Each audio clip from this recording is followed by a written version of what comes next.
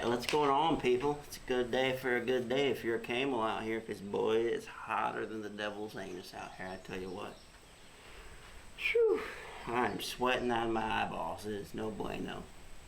But today, let's get into it. We're going to talk about 3 ways to just kind of get rid of recoil. Now, you can't really get rid of recoil altogether. There is some methods to use that can really mitigate it and knock it down a lot, and then there's methods to control that recoil. So let's get into it. Method 1 to mitigate it is going to be a muzzle brake. Muzzle brakes are in my opinion, the best way to get rid of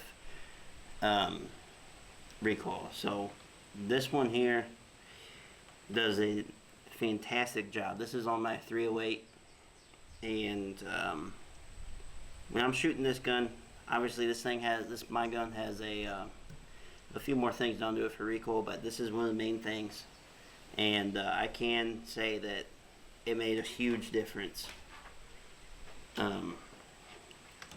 It does make your gun way louder. I don't know how well you guys can see that, but it does make your gun way louder, and a lot of people at the range are going to hate you, but it's totally worth it. Alright, totally worth it. So my muzzle brake on this gun costed like 80 bucks. I'm gonna pull it up. So my muzzle brake on this gun was about 80 bucks. It is a precision armament muzzle brake. It is worth it to me, guys. Muzzle brakes, they make your gun louder, but the amount of recoil they take away is phenomenal. So up next, and some people might want to say otherwise, but I personally want to say that an adjustable gas block or an adjustable gas system makes a huge difference. You can take away as much gas as you can to where this gun, like an AR-15, is still cycling. As much gas as you can take away and still have it cycle reliably is just less recoil you're going to have to deal with this. I mean, there's going to be less gassy, so it's not going to burn your eyes, and less recoil. So I'd look into one. They are a little bit more expensive. I have a JP Enterprise adjustable gas block on this gun, and this is my Galil Ace Gen 2, and this also has a adjustable gas system in it. Now this is an AK style gun, but I just want to show you guys that on both styles of guns, they do make something for them, and they do work, guys. Before I put it in this gun, this thing was throwing brass like freaking 20 feet, 15, 20 yards. I mean, this thing was ripping brass out of there, and it kicked pretty good. Now I have this adjustable gas block in, this one is not a gas block, but adjustable gas system in this gun. The brass comes out how it's supposed to, you know, pretty mellow all in one spot. Very reliable gun. Knocked down the recoil a lot. 100% recommend that in both style guns. Now, those things also play into getting a suppressor. If you are running a suppressed gun or something, you're going to want one of these. Now, up next is going to be another thing that I would say kind of mitigates recoil, would be a good buffer spring and buffer system, like weight and everything like that. When you get your guns dialed in with a good buffer system, it makes a huge difference. What I've noticed with the silent captured springs and everything, it might be in my head. I think it definitely plays a part. I can't say for sure though, but that seems to knock down recoil substantially too. I'm not the only one that runs them out here. My brother put one in his gun, and I'm telling you guys, it makes the guns way smoother and way more enjoyable to shoot.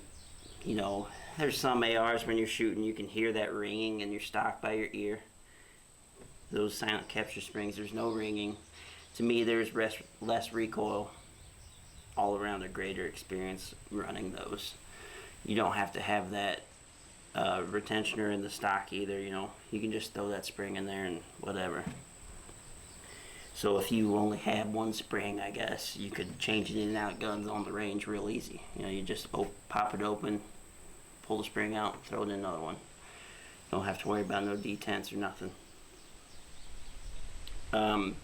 Now to control recoil, we're gonna get into would be a freaking vertical foregrip or like an angled grip, you know, whatever fits your hand better. So I prefer these mini like stubby vertical grips. I've ran angled grips, I've ran no grips, and these are always what I go to. Now, I've seen some people hold on to these grips like this. I prefer to do it like this, or like this. This is how I like to do it. So I wrap my hand around the gun and just kind of use that as a stop. Now that's going to help you control your recoil. So controlling your recoil is just as important as, you know, saying trying to get rid of it, because you're never going to get rid of all your recoil, all right? And if you go shooting fast, you're going to have recoil and you're going to have to fight it. So the more help you get controlling this recoil, better off you're going to be. So there's a few methods to this. Let me put my sling on. So this gun also has a vertical grip. This is how I hold it. Now, when you're shooting like this, you're gonna be pulling the trigger a lot. Your gun's gonna want to run away from you. Now, more time on the range you're gonna get to figuring out your recoil pattern on your gun. Generally, it's vertical and either left and right. I personally think that the vertical grip is the best way to control a rifle, in my opinion.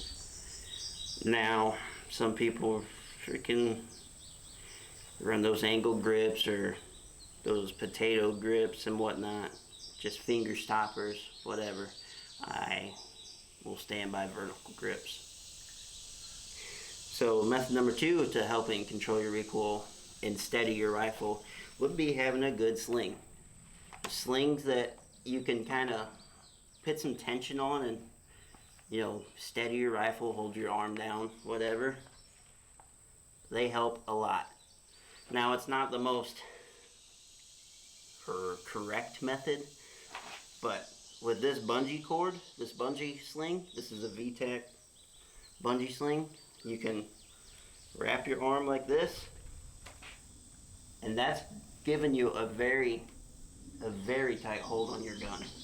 That's gonna really help you steady up and maintain your accuracy. Alright? Another hit or miss kind of idea on controlling recoil would be your trigger.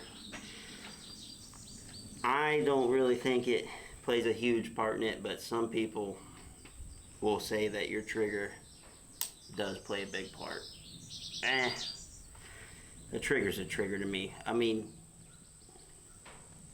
I shouldn't say that. There's flat and curved triggers and different weights, but that's something you would have to play around with. I personally don't think it made a huge difference for me between flat and curved or whatever. I would say semi-curved would probably be my favorite trigger style. You know, almost flat, but not, still has some curvature. So guys, it's a lot of trial and error figuring out your recoil patterns and figuring out what works for you. This is just stuff that works for me, just kind of giving you guys ideas of what to try. I know a lot of people that I shoot with like these vertical grips, and you know, every few guys just hate them, but I personally love these vertical grips, and so do a lot of people that shoot. Um, so best I can tell you is, you know, grips are cheap, muzzle brakes are cheap. I'd start out with those two, see if that gets you where you want. You know, you can always change those out relatively easy. If you're building a gun and you're just now starting from scratch, I'd say freaking throw an adjustable gas blocking system in there. I mean, there's no reason not to. It's not too much more expensive, honestly. If you're building a gun, you're spending money. Just spend a few bucks and have a nicer system, especially for the future. If you ever want to suppress your wet rifle, you're gonna want that. Just throw one on there. Honestly, there's no reason not to, if you ask me. The silent capture springs are also pretty easy to throw in. I mean, most of the recoil stuff is real easy to do. It is just up to you to trial and error it, figure out what you like. I'm saying right now is muzzle brake, hand grip, biggest game changers. I'd say your rear hand grip, your pistol grip or whatever, those will help out too, but to be honest, I mean, you can get by with just about anything. I personally like a rubberized thicker grip. That's what I like. They're more comfortable for me. So try them out, see what you guys like the most. The best thing for you is to get more time on the range. This is the best method of getting better with your accuracy. Alright guys, so there you have it. That is all I got for you today. Have a good one. Adios.